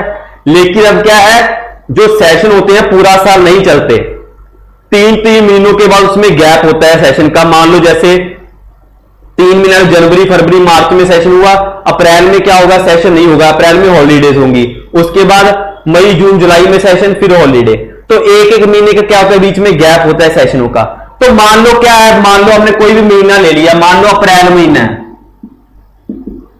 अप्रैल है। अब अप्रैल में मान लो हमें क्या है, कोई लड़ो अप्रैल में हमें कोई कानून बनाने की जरूरत पड़ गई उस राज्य में, कोई राज्य में मान लो कोई स्थिति खराब हो गई और हमें उस राज्य में कानून बनाने की हमें आवश्यकता है, तो क्या है, अब विधानसभा के मेंबर तो वहां पर बैठक में मौजूद नहीं है, क्योंकि अब वो क्या है, सेशन तो अब नहीं है। अब अगर सेशन होता तो वो मिलकर कानून बनाते। तो अब जब अप्रैल जब सेशन नहीं है, जब विधानसभा की बैठकें नहीं चल रही, तब मान लो हमें इमरजेंसी में कोई कानून बनाना पड़ गया, तो तब कानून कौन बनाएगा, राज्य का राज्यपाल। जो राज्य का राज्यपाल होगा वो एक फरमान जारी कर देगा, जैसे राजे महाराजे फरमान जैसे क्या था पहले के टाइम में क्या होता था, पहले के टाइम में क्या था, एक राजा होता था, वो जो भी अपने मुंह से बोलता था वही कानून बन जाता था, वही अप्लाई होता था। अब क्या होता है, ऐसे राज्य का राज्यपाल क्या है, कुछ भी कोई भी कानून लेकर आएगा उसे हम बोलते हैं ऑर्डिनेंस, ठीक है ना। तो राज्य के राज्यपाल के द्वारा जो भी कुछ भी कहा गया, जो भी कानून बनाया गया, उसे हम बोल देते हैं ऑर्डिनेंस की, उसे ऑर्डिनेंस कहा जाता है, ठीक है ना। तो फरमान जारी हो जाता है। अब हम बात यह है कि जो ये कानून राज्य का राज्यपाल जो फरमान जारी करता है, ये तब तक रहता है जब तक उस राज्य की परिस्थिति ठीक नहीं हो जाती, ठीक है ना। जब क्या है तब तक रहेगा, मान लो क्या है, अब उस राज्य में परिस्थिति खराब हो चुकी थी, ठीक है, और हमें कानून बनाने की इमरजेंसी थी, तो हमने कानून बनाकर लागू कर दिया उस राज्य में। वो कानून कब तक लागू रहेगा, जब तक उस राज्य की परिस्थिति ठीक ना हो जाए, तब तो लागू हो गया वो, ठीक है, वो तो लागू कर दिया तब तक। लेकिन अब क्या है, मान लो क्या है, उसके बाद जब लागू स्थिति ठीक हो गई, तो अब विधानसभा की बैठकें शुरू होंगी, विधानसभा बैठक शुरू करेगी अपनी। मान लो जो राज्य के राज्यपाल ने जो कानून बनाया था, मान लो जो कानून उन्होंने बनाया था वो हमने वैसे भी वो कानून उनको अच्छा लगा, वो चाहते हैं कि इसे परमानेंटली तौर पर ही लागू किया जाए। जरूरी नहीं कि जब परिस्थिति खराब हो तभी लागू हो, वो चाहते हैं कि इसे परमानेंटली तौर पर भी लागू हो। तो वो जो उसने लॉ बनाया था, जो उसने कानून बनाया था, किसने? राज्य के राज्यपाल ने, उसे 6 वीक यानी 6 वीक्स के अंदर अंदर पास कराना होगा विधानसभा में, ठीक है ना। जो उस राज्य के राज्यपाल ने इमरजेंसी के टाइम कानून बनाया था, अगर जब इमरजेंसी समाप्त हो गई, उस देश में राज्य की परिस्थिति ठीक हो गई, तो अब विधानसभा चाहती कि जो उसने कानून बनाया था वो वैसे भी परमानेंटली तौर पर भी लागू होना चाहिए। तो विधानसभा को वो कानून 6 हफ्तों के अंदर अंदर, 6 वीक्स के अंदर अंदर पास कराना होगा। अगर वो 6 हफ्तों के अंदर अंदर पास नहीं हुआ तो जो इसने प्रमाण, जो लॉ बनाया था, वो क्या हो जाएगा? कैंसल। तो वो क्या हो जाता है? कैंसिल हो जाता है वो कानून, ठीक है ना। ठीक है, ये बात है, ठीक है ना। तो ये कोई भी जो लॉ बनाते हैं 6 वीक, ठीक है ना। तो कोई भी जो राज्यपाल फरमान जारी करता है, वो जब परिस्थिति ठीक हो जाती है तो उसके बाद अगर उसको परमानेंटली तौर पर लागू करना है तो उसे 6 वीक्स के अंदर अंदर लागू करना पड़ता है, इंप्लीमेंट करना पड़ता है, ठीक है ना। अगर वो उसको उनको अच्छा लगे, मान लो जो कानून बनाया है वो वैसे तो रद्द हो जाएगा, जब परिस्थिति ठीक हो गई तो वो कानून अपने आप क्या हो जाएगा, उसको खत्म कर दिया जाएगा। लेकिन अगर उस कानून को हम चाहते हैं कि जो विधानसभा के मेंबर हैं, अगर लोग भी, ये लोगों के लिए अच्छा कानून था, वैसे भी ये होना चाहिए हमारे राज्य में, तो तब वो 6 हफ्तों के अंदर अंदर पास कराना होगा, अदरवाइज नो। तो ये था ऑर्डिनेंस पावर किसकी? राज्य के राज्यपाल की, ठीक है फ्रेंड्स। तो इसके लिए आर्टिकल था 213। आगे देखते हैं क्या है। आगे है आर्टिकल 333, अनुच्छेद 333 के बारे में बात करेंगे हम। 333 नेक्स्ट आप आर्टिकल 330 हमने पहले डिस्कस किया। 333 में क्या है भी, क्या है, जो राज्य का राज्यपाल होता है, ठीक है ना। उसमें क्या होता है, हमारे जो विधानसभा होती है, मान लो हमने अभी पढ़ा है विधानसभा में क्या है, कितनी सीट्स हैं, हमने पंजाब का पढ़ा है, कितने? 117, ठीक है। अब 117 का 2 डिवाइडेशन होती है, क्या है, जैसे हमने लोकसभा पढ़ी थी, जैसे हमारी लोकसभा है वैसे ही राज्यों में क्या है, विधानसभा। लोकसभा में कितनी सीटें हैं? 545, ठीक है। और विधानसभा में सीटें कितनी होती हैं? अलग अलग राज्यों में उनकी जनसंख्या इस हिसाब से है। तो हमने एक स्टेट मानकर चल ली, पंजाब 117, एक पंजाब मान ली। अब क्या इसकी डिवाइडेशन क्या है लोकसभा की? 543, और यहां पर क्या है 2, कि 543 मेंबरों के तो चुनाव इलेक्शन करवाए जाएंगे, 2 मेंबरों को नॉमिनेट किया जाता है, डायरेक्ट तौर पर क्या है, उनको मेंबर बनाया जाता है, नामांकित किया जाता है। वो 2 मेंबर होते कौन है? वो 2 मेंबर होते हैं एंग्लो इंडियंस, एंग्लो समुदाय होते हैं एंग्लो इंडियंस, यानी जो एंग्लो का मतलब होता है, एंग्लो इंडियंस कौन होते हैं? मान लो क्या है, जब हमारा देश आजाद हुआ था, आजादी से पहले कुछ अंग्रेजों ने यहां पर हमारी भारतीय महिलाओं से क्या था, विवाह किया था। तो जो उनके संतान पैदा हुई वो क्या कहलाती थी? Anglo Indians. तो उनके लिए 2 सीटें रिजर्व रखी हुई हैं हमने। तो क्या है, जो लोकसभा में 2 मेंबर नॉमिनेट होते हैं एंग्लो इंडियन के, उन्हें नॉमिनेट कौन करता है? भारत का राष्ट्रपति। और ये जो नॉमिनेट करने की उसके पास अधिकार है वो किस आर्टिकल में लिखा हुआ है? आर्टिकल 331 में। आर्टिकल 331 में लिखा हुआ है कि राष्ट्रपति लोकसभा में 2 मेंबरों को नॉमिनेट करेगा, कौन से? एंग्लो इंडियन को। ये बात की है 331 में। लेकिन अब मैं विधानसभा की बात करूं तो विधानसभा में मान लो हमने एक स्टेट मानकर चल रहा पंजाब, 116 और 1। जैसे लोकसभा में 2 मेंबर नॉमिनेट होते हैं, वैसे ही विधानसभा में 1 मेंबर को नॉमिनेट किया जाता है एंग्लो इंडियन को। और वो नॉमिनेट कौन करेगा? जैसे सेंटर में कौन करता है? प्रेसिडेंट। और यहां पे कौन करेगा? गवर्नर। गवर्नर नॉमिनेट करता है, ठीक है ना, 1 मेंबर। और कौन से आर्टिकल के तहत? आर्टिकल 333, ठीक है ना। तो क्या लिखेंगे आर्टिकल 333 में? Governor can nominate 1 member in Vidhan Sabha in Anglo Indian community, Anglo Indian community. तो राज्य का राज्यपाल एंग्लो समुदाय से एक मेंबर को नॉमिनेट करता है उस राज्य की विधानसभा में। यह बात की गई है आर्टिकल 333 में, और सेम सेंटर में यह बात कौन से आर्टिकल में है? 331 में। ठीक है, तो बात समझ में आई कि सेंट्रल लेवल पर 2 नॉमिनेट होते हैं मेंबर लोकसभा में, और जो राज्यों में विधानसभा होती है वहां पे 1 मेंबर नॉमिनेट होता है। सेंटर में प्रेसिडेंट नॉमिनेट करता है, और राज्यों की विधानसभा में राज्य का राज्यपाल यानी गवर्नर नॉमिनेट करता है।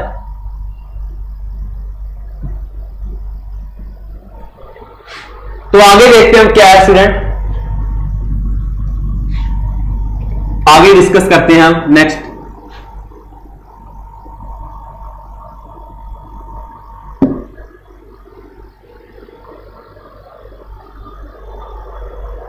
आगे हम देखते हैं राज्य का राज्यपाल यानी उसकी शक्तियां। अब हम बात करेंगे उनकी शक्तियां के बारे में, यानी पावर्स।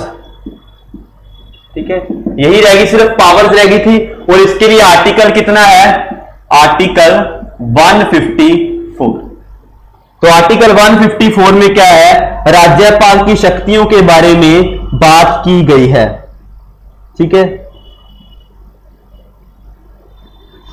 तो सबसे पहले हम देखते हैं, अब इसकी शक्तियों के बारे में पढ़ेंगे जो सबसे इंपॉर्टेंट टॉपिक है। तो पहली क्या शक्ति है इसकी? पहली है कार्यकारी शक्ति। कार्यकारी शक्ति जिसे हम बोलते हैं यानी एग्जीक्यूटिव पावर। एग्जीक्यूटिव पावर, इसको हम समझेंगे कार्यकारी शक्ति। ठीक है, यानी एग्जीक्यूटिव पावर क्या है?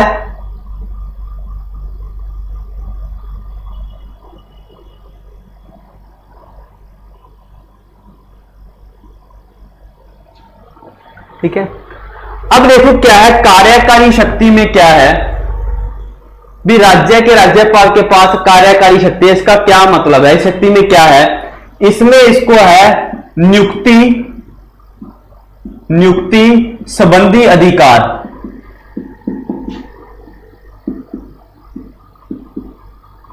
अब हम देखेंगे नियुक्ति संबंधी अधिकार, यह हम बात समझेंगे, नियुक्ति संबंधी अधिकार।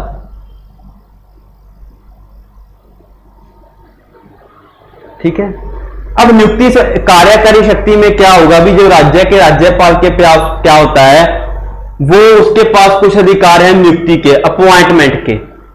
वो क्या है, कुछ पर्सन्स को अपॉइंट करता है, नियुक्त करता है। अब कौन कौन से पर्सन है उसे हम बोलते हैं कार्यकारी शक्ति, यानी उसको अपॉइंटमेंट के कुछ अधिकार मिले हुए हैं।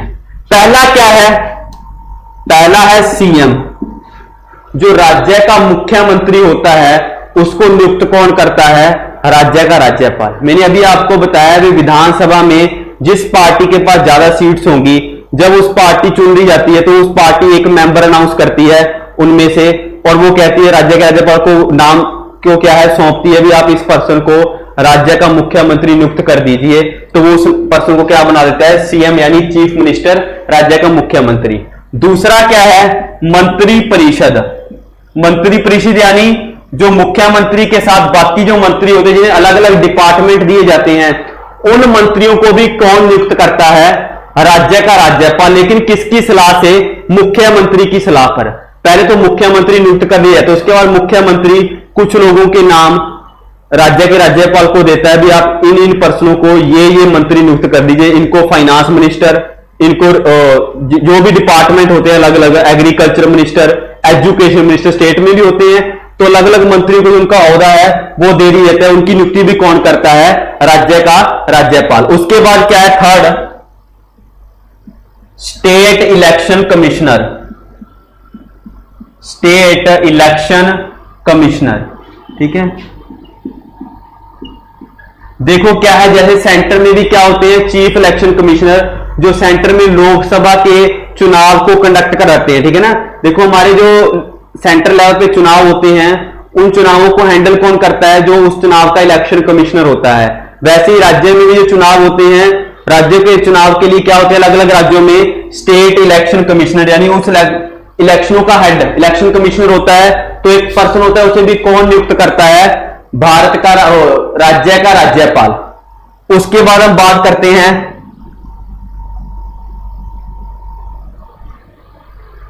उसके बाद अगर बात करें जो स्टेट की यूनिवर्सिटी होती है, स्टेट में जो यूनिवर्सिटी होती हैं, विश्वविद्यालय यूनिवर्सिटीज के वाइस चांसलर,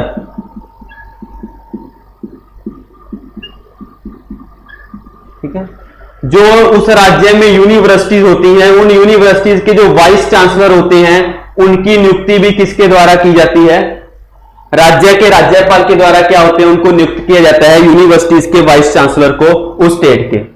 तो क्या है, जो स्टेट की यूनिवर्सिटीज के वाइस चांसलर को भी कौन अपॉइंट करता है, राज्य का राज्यपाल। उसके बाद देखो अगर हम बात करें, देखो हमारे तीन तरह की कोर्ट होती हैं। पहले होती है सुप्रीम कोर्ट, सुप्रीम कोर्ट में भी जजेस होते हैं। सबसे ऊपर क्या है, हमारी सुप्रीम कोर्ट, उसके नीचे क्या है, हाई कोर्ट, उसके नीचे है डिस्ट्रिक्ट कोर्ट, जिला न्यायालय होते हैं, डिस्ट्रिक्ट लेवल पर भी कोर्ट होती हैं। तो जो जिला न्यायालय यानी डिस्ट्रिक्ट कोर्ट के जो जज होते हैं, डिस्ट्रिक्ट कोर्ट जजेस, देखो क्या है, अगर हम बात करें जो सुप्रीम कोर्ट के जज होते हैं उनको अपॉइंट करता है भारत का राष्ट्रपति, हाई कोर्ट के जजेस को भी भारत का राष्ट्रपति अपॉइंट करता है। लेकिन जो उस राज्य के डिस्ट्रिक्ट कोर्ट होते हैं, जो डिस्ट्रिक्ट जिला न्यायालय के जज होते हैं, उनको अपॉइंट करता है राज्य का राज्यपाल।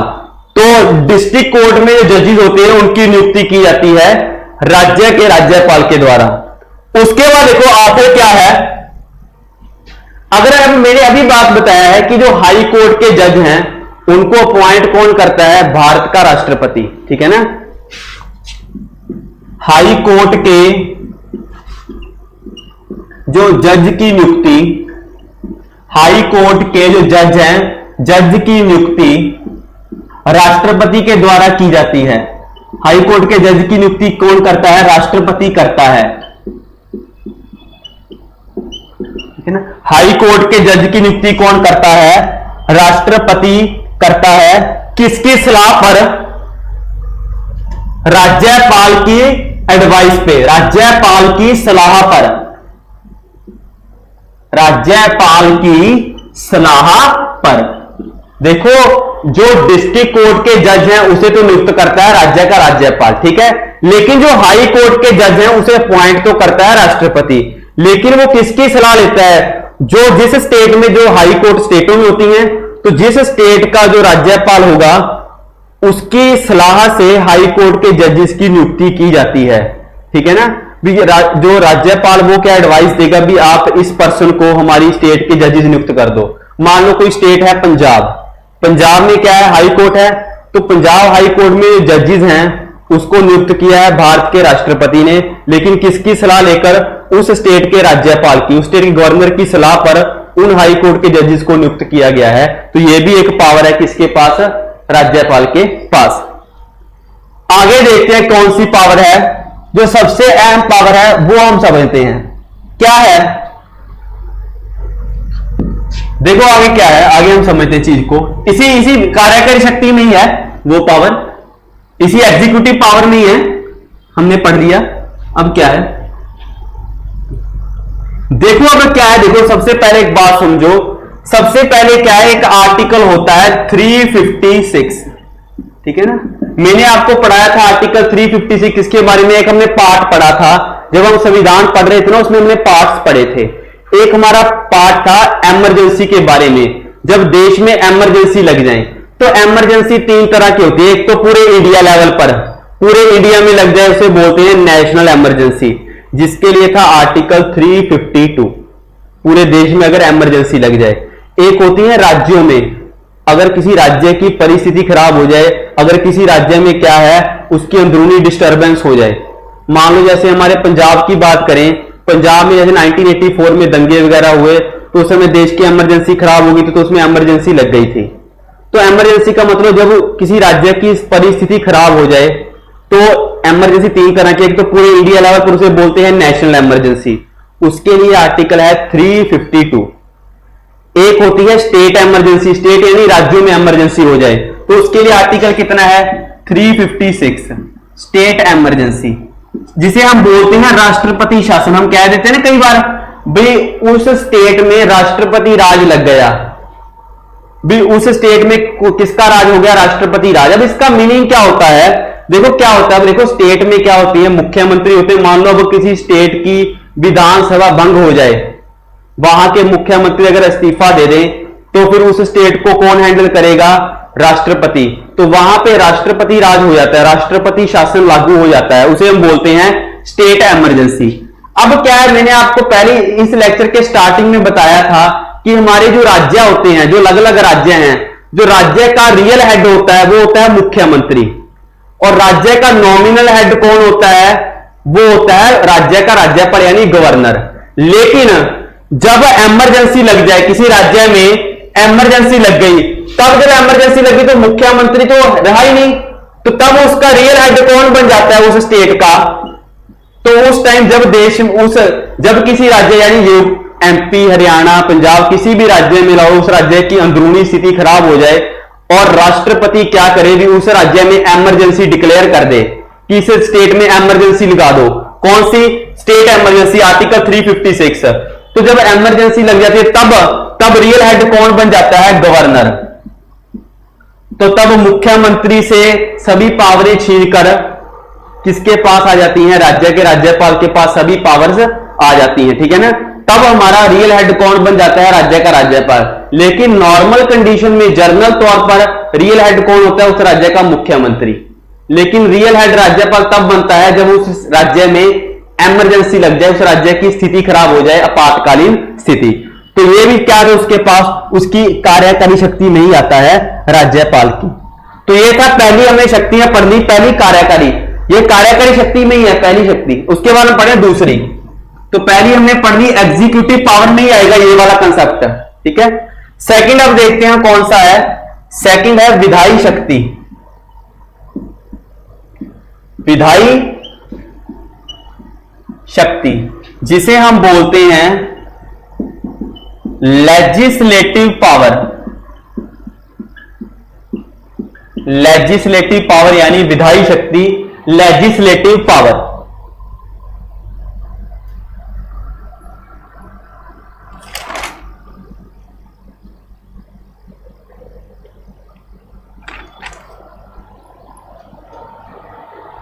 ठीक है स्टूडेंट्स, तो क्या है लेजिस्लेटिव पावर यानी विधायी शक्ति। अब क्या है, देखो इसमें वर्ड आया लेजिस्लेटिव।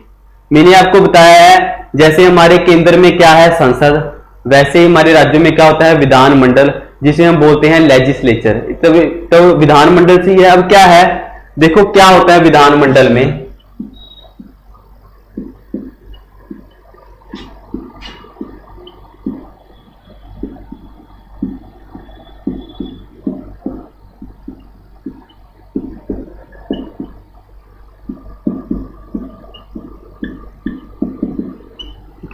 देखो विधानमंडल के दो अंग होते हैं, एक होती है विधानसभा, जैसे हमारे संसद के दो अंग होते हैं, लोकसभा, राज्यसभा, वैसे विधानमंडल के क्या है, विधानसभा और विधान परिषद। लेकिन विधान परिषद सभी राज्यों में नहीं है, कुछ कुछ राज्यों में होती है, वो हम अलग से डिस्कस करेंगे, ठीक है ना। हमारे देश में 7 राज्यों में विधान परिषद, हमारे देश में 7 राज्यों में तो 2 हाउस हैं, लेकिन बाकी राज्यों में सिर्फ 1 हाउस ही होता है, विधानसभा, ठीक है। तो क्या है वो, क्यों होता है वो हम बाद में डिस्कस करेंगे। तो क्या है, जो विधानसभा में जो बैठकें होती हैं, बैठकें यानी सेशन होते हैं, मैंने कहा साल में 3 बार सेशन होते हैं, तो उस सेशन को बुलाता कौन है, सेशन को इनवाइट कौन करता है, सेशन को बुलाने का अधिकार, संबोधित करने यानी बुलावा पत्र भेजा जाता है, कौन भेजता है, राज्य का राज्यपाल। तो सत्र को बुलाना मतलब क्या है कि सत्र को समाप्त करना। जब उसने बुला लिया तब क्या है, समाप्त करना। भी सेशन को स्टार्ट कौन करता है, राज्य के राज्यपाल के कहने पर ही सेशन शुरू होता है, और उसके कहने पर ही जब खत्म करना होता है 3 महीनों के बाद, उसको खत्म कौन करता है, राज्य का राज्यपाल ही। तो सत्र को खत्म करना, सेशन को आयोजित करना, बुलाना, खत्म करना और बुलाना, आयोजित मतलब स्टार्ट करना। तो ये पावर किसके पास है, राज्य के राज्यपाल के पास है ये पावर, सत्र को बुलाना और खत्म करना।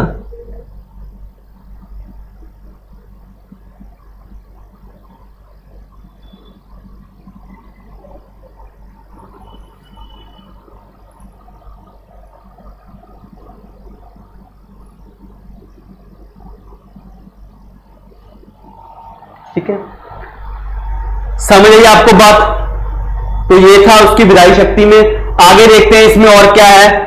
देखो मैंने आपको क्या है, कोई भी बिल, देखो बिल क्या होता है, देखो विधानसभा में क्या है, मान लो किसी राज्य में कोई कानून लेकर आना है, सबसे पहले कानून डायरेक्ट नहीं बनता, पहले क्या एक बिल पेश होता है। बिल का मतलब होता है एक रिटन नोटिस। पहले जो विधानसभा में मेंबर बैठे हैं वो एक बिल पारित करेंगे, एक बिल पास करेंगे, प्रपोजल रखेंगे गवर्नमेंट के सामने। वो जब उन्होंने बिल हो गया उसके बाद वो बिल पास होगा। जितने मेंबर होते हैं विधानसभा में उसमें 2/3, जितने मान लो पंजाब में 117 मेंबर हैं, ठीक है, उन्होंने ला लो कोई कानून बनाना है तो 117 मेंबर क्या है, कानून बनाएंगे। उन्होंने कानून तो बनाया, मतलब कानून यानी बिल बनाया, उन्होंने कोई चीज बनाई। अब उन्होंने क्या है, चीज को पास करवाना है। पास करवाने के लिए पंजाब में 117 मेंबर है तो कुल सीटों का 2/3, 117 का 2/3 निकालो, 2/3 मेंबरों की परमिशन चाहिए उस बिल को पास करने के लिए। लेकिन जब 2/3 मेंबर वो बिल पास हो जाता है, जब 2/3 मेंबर मान जाते हैं भी यार ठीक है ये चीज अच्छी है, तो वो उसके बाद बिल कहां पे जाता है, राज्य के राज्यपाल के पास उस बिल को पहुंचाया जाता है। तो जब उस बिल पर राष्ट्रपति राज्य का राज्यपाल साइन करेगा, जब वो साइन कर देता है तो वो बिल क्या बन जाता है, कानून। तो कोई भी बिल तब तक पास नहीं होगा, कोई भी बिल तब तक पास नहीं होता जब तक उस पर राज्य के राज्यपाल के हस्ताक्षर ना हो, साइन ना हो। ठीक है ना? तो कोई भी अगर हम बात करें, कोई भी बिल है जो, वो एक्ट कब बनता है, एक्ट यानी कानून कब बनता है, जब गवर्नर के साइन होंगे उस पर, गवर्नर के साइन। तो ये भी एक पावर है ना, तो उसके साइन के बिना कोई भी एक्ट पारित नहीं किया जा सकता, वो सिर्फ एक बिल ही रहेगा और कुछ नहीं।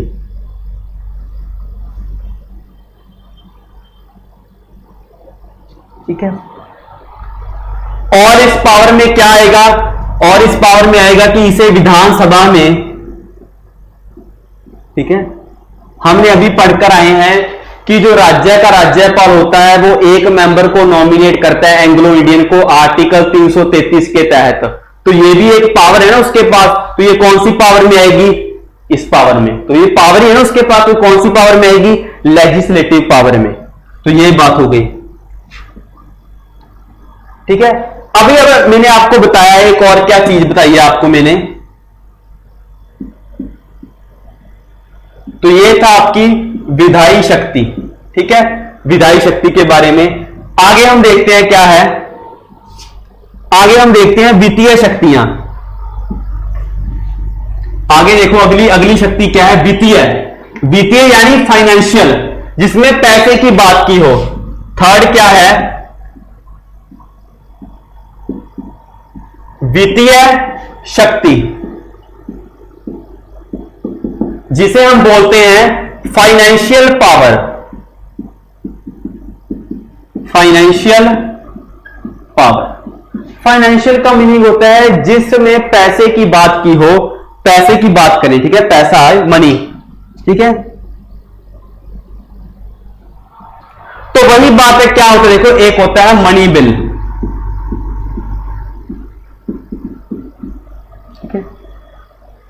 मनी बिल क्या है, देखो हम बिल के बारे में पढ़ेंगे। जैसे देखो हमारे भारत में हमने जीएसटी लागू किया है, तो जीएसटी कौन सा बिल है, एक मनी बिल है, क्योंकि पैसे की बात हो रही है, उसमें फाइनेंस की बात हो रही है।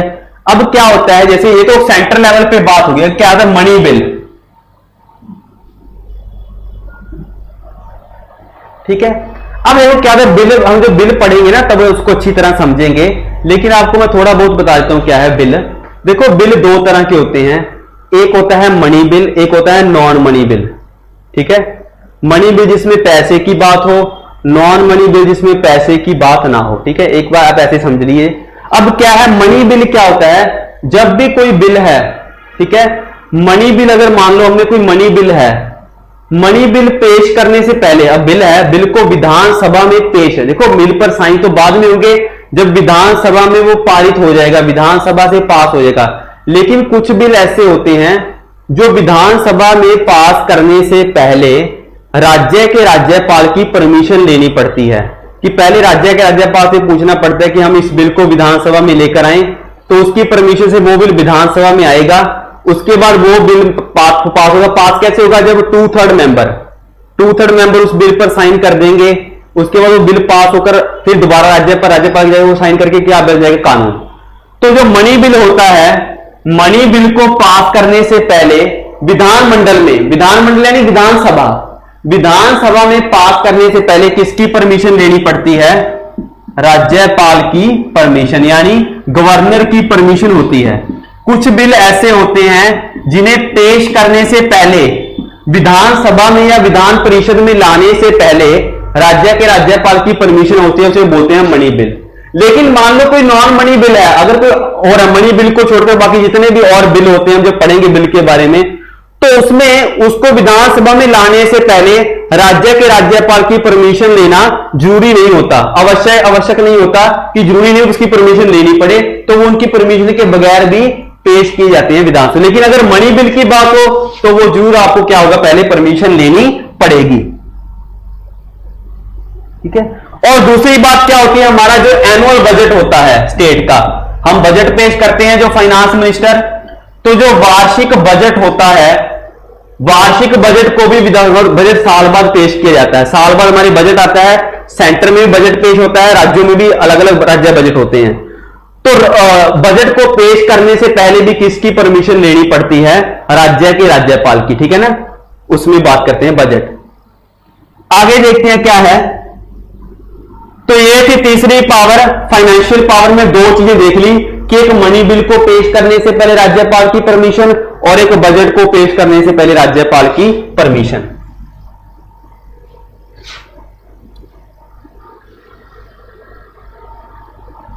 देखो स्टूडेंट, क्या होता है बजट में, क्या चीजें होती हैं बजट में? क्या होता है, कुछ चीजें जैसे साल बाद जो बजट आता है तो क्या जो राज्य की गवर्नमेंट होती है वो कुछ नया लेकर आती है, उसमें रेट फिक्स किए जाते हैं चीजों के। ठीक है ना। मान लो क्या है, मान लो आज किसी मुख्यमंत्री की सैलरी डालो 1 लाख रुपया, मान लीजिए 1 लाख है। ठीक है। अगले बजट में मान लो उन्होंने कहा जी अभी मुख्यमंत्री की 1.5 लाख कर दी, तो बजट में लेना पड़ेगा ना। मान लो हमने लाख से 1 लाख 1.5 लाख करनी है, तो वो अगले साल बजट में उस चीज को लिखेंगे कि मुख्यमंत्री की तनख्वाह बढ़ाकर लाख से 1.5 लाख कर दी। तो बजट में चीजें लिखी होती हैं जो प्रावधान। ठीक है। आगे देखते हैं हम फोर्थ। तो देखो फोर्थ, हमारी चौथी शक्ति क्या है? न्यायिक शक्ति। न्यायिक शक्ति यानी जुडिशियल पावर। हम देखेंगे अब जुडिशियल पावर गवर्नर की क्या है? न्यायिक शक्ति, जुडिशियल पावर। तो हमने सबसे पहले इसमें क्या पढ़ा था? पहली वही क्षमादान की शक्ति, जो हमने क्षमादान का कंसेप्ट पढ़ा है आर्टिकल 161 में। भी राज्य के राज्यपाल को किसी भी सजा को घटाने, बढ़ाने या सजा में बदलाव करने की पावर है, तो वो कौन सी आएगी? न्यायिक शक्ति में। लेकिन इसमें एक्सेप्शन क्या थी कि वह फांसी की सजा नहीं दे सकता, मृत्यु दंड नहीं दे सकता राज्य का राज्यपाल। वो सिर्फ कौन दे सकता है? भारत का राष्ट्रपति को ही अधिकार है मृत्यु दंड देने का, और बाकी अदरवाइज वो सभी मामलों में क्षमादान कर सकता है राज्य का राज्यपाल। दूसरा क्या है? जो हमारे डिस्ट्रिक्ट कोर्ट यानी जो जिला न्यायालय के जज हैं, डिस्ट्रिक्ट कोर्ट जज की नियुक्ति। तो जो हमारे डिस्ट्रिक्ट लेवल पर जो कोर्ट होती हैं, डिस्ट्रिक्ट जज होते हैं, डिस्ट्रिक्ट कोर्ट के जज होते हैं, उन्हें कौन अपॉइंट करता है? राज्य का राज्यपाल। स्टेट का गवर्नर के द्वारा डिस्ट्रिक्ट जिला न्यायालय के जजों की नियुक्ति होती है, तो वो कौन सी पावर होगी? उसकी जुडिशियल पावर। ठीक है। आगे लास्ट कौन सी है? अब द पांचवी स्वविवेक। लिखो क्या है? स्वविवेक शक्ति।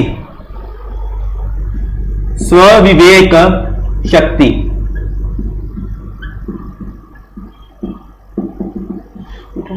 देखो क्या इसमें स्वविवेक शक्ति होता है, अपनी खुद की शक्ति। अब क्या होता है, मान लो देखो हमारे क्या है, विधानसभा में हमारी सीटें होती हैं। अगर मान लो जब इलेक्शन हुए किसी भी पार्टी के पास जितनी सीटें चाहिए थी उतनी ना आई, किसी भी पार्टी को बहुमत ना मिला, ठीक है ना। मान लो जैसे हमने पंजाब की बात की थी, 117 सीट है, मान लो उसमें 3 पार्टी है, बीजेपी, कांग्रेस, आम आदमी। अब 117 में कम से कम कितनी सीटें चाहिए? 59। मान लो इनके पास 40 आ गई, इनके पास आ गई 45, और बाकी जो बच गई 22 सीटें वो आ गया। अब तीनों में से किसी पार्टी के पास मेजॉरिटी नहीं, किसी पार्टी को भी 59 सीट्स नहीं आई, तो अब क्या करेगा राज्यपाल? उसकी शक्ति, उसके पास पावर है कि वो किस पार्टी को सरकार बनाना चाहता है, तो उसके पास क्या है? ये पावर है, ठीक है ना। अब क्या होगा, जब किसी भी पार्टी के पास मेजॉरिटी नहीं होती तो राज्यपाल ने किस पार्टी को प्रेफरेंस देनी है? वो अब तीनों पार्टी में से किस पार्टी को प्रेफरेंस देगा कि आप अगर चाहो, अब क्या होगा, वो कहेगा बीजेपी को कि आपके पास 40 सीटें जीती हुई हैं, आपको मैं मौका देता हूं, आप 59 सीट्स कवर कर ले। तो वो क्या होगा, या तो वो कांग्रेस के साथ जुड़ जाएगा, गठबंधन कर लेगा, या आम आदमी के पास। तो क्या होगा, किस दल को मौका देना चाहिए सरकार बनाने के लिए, अपने मेंबर पूरे करने के लिए, ये पावर किसके पास होती है? राज्य के राज्यपाल के पास। तो वो होती है उसकी स्वविवेक शक्ति। आगे देखो क्या है, आगे हम देखते हैं लास्ट में क्या है राज्यपाल के बारे में।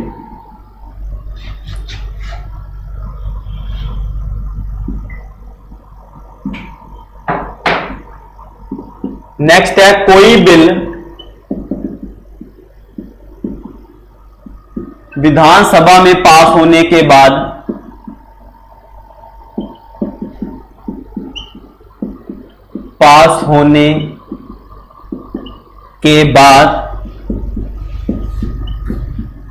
राज्यपाल अपने पास रख सकता है,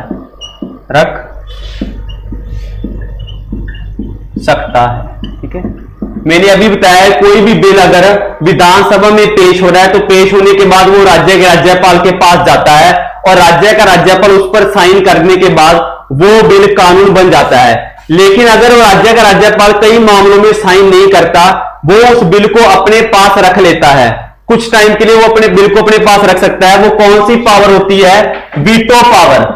तो वो कौन सी पावर यूज करता है? अपनी वीटो पावर। तो क्या है, वो बिल को अपने पास रख सकता है, क्यों? राष्ट्रपति की सलाह से वह बिल पर साइन करेगा। तो वो क्या है, कुछ बिल को अपने पास रख लेता है कुछ टाइम के लिए, और उस बिल को इसलिए रखता है क्योंकि क्या है, तो वो उस बिल के मामले में राष्ट्रपति से सलाह भी कर सकता है राज्य का राज्यपाल, तो उसे हम बोलते हैं वीटो पावर। तो ये भी उसके पास क्या है, एक शक्ति है। तो स्टूडेंट क्या है, हमने राज्य के राज्यपाल के बारे में डिस्कस कर लिया, तो हमारा ये टॉपिक आज पूरा कंप्लीट हुआ।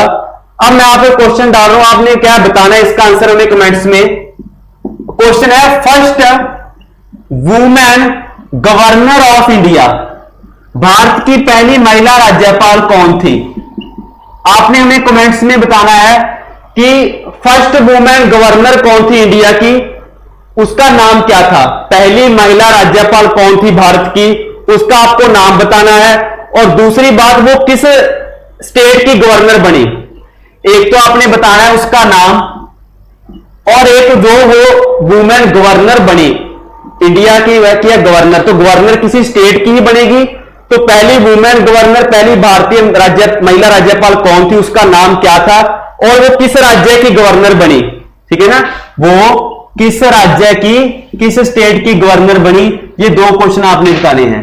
किस स्टेट की गवर्नर बनी, तो हम दो चीजों के आंसर देना आप हमें कमेंट्स में।